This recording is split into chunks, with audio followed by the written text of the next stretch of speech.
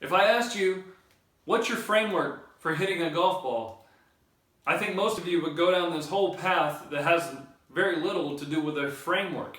You would tell me about something about where your arms would be and how you want your grip to be and how you want to do all this. I want the overall framework, right? I want you to know, have a clear picture in your mind as to how you're supposed to swing the golf club.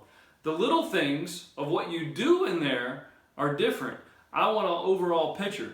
And it should be you should be able to describe to me your overall framework in 5-6 words, okay? And if you don't have that, I want to give that to you.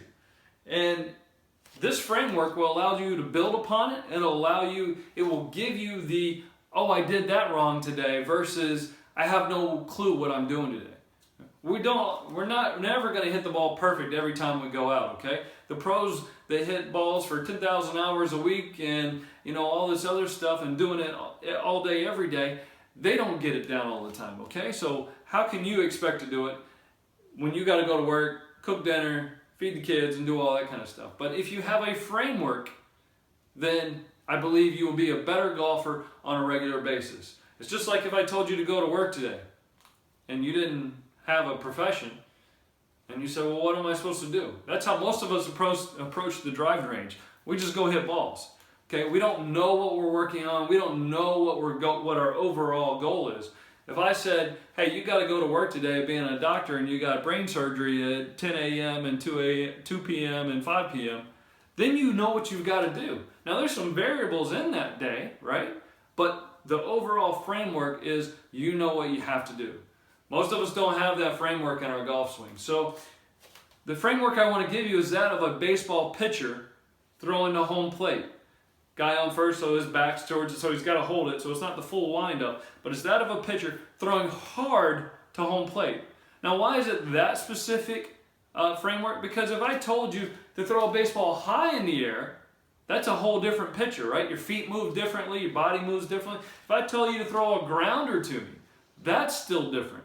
So the way that we need to picture our body moving and in the way the muscles need to react is that of a baseball pitcher throwing a hard pitch to home plate.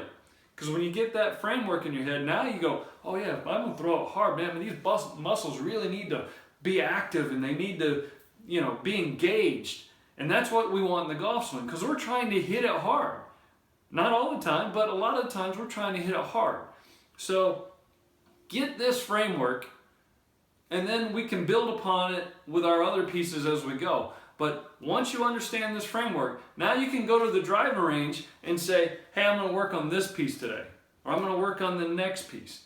And until you have that framework, you have no idea. And once you have a framework, if you have a good day, if you get the privilege of playing 2 days in a row, on Wednesday, boy, you hit it great. Thursday, you come out to the practice range and you say, I can't find it. If you have a framework, you can go back to yesterday's, what was working well, and try to move it into the days and figure out what's not working well today, and hopefully it will save you from that disastrous round of golf. Okay? We're not always going to play our best game. Otherwise, it wouldn't be called your best game. But if we can stay within a framework, then we can progressively get better and narrow it down to how we can be the best brain surgeon in the world. Okay? So follow along with me in these next series of videos, and I'll be happy to give you an overall framework of how you should swing the golf club.